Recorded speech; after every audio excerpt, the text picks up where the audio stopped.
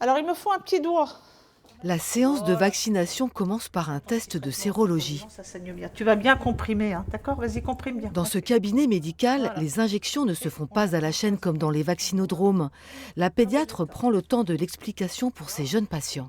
On ne t'injecte pas ni du virus vivant, ni une partie de virus, ni du virus inactivé.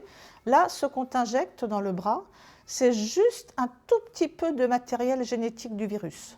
On y va? Allez, tu vas voir, ça va bien se passer. C'est vrai que je trouve que par rapport à nos autres enfants qui ont été vaccinés dans un centre de vaccination normal, entre guillemets, les explications qu'a reçues Aliette de la part du pédiatre sont intéressantes et peut-être l'aident à comprendre l'acte d'aujourd'hui.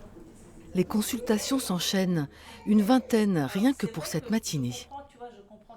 On vous vaccine avec l'accord de vos parents, mais il faut que vous soyez d'accord, hein. Donc si tu n'es pas d'accord, on ne te vaccine pas, hein. La pédagogie ne suffit pas toujours et le jeune Karl hésite à se faire vacciner.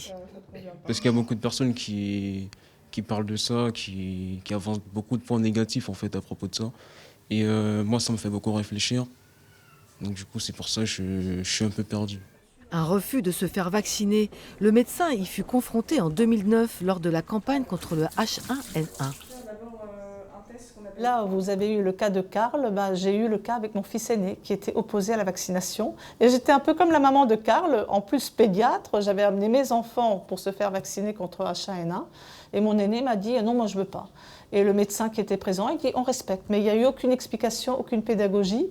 Et forte de tout cela, je me suis dit qu'il fallait quand même faire quelque chose de personnalisé. Excepté une seule personne, tous les patients repartiront vaccinés du cabinet pédiatrique. La plupart motivés par l'application du pass sanitaire à leur tranche d'âge, à partir du 30 septembre prochain.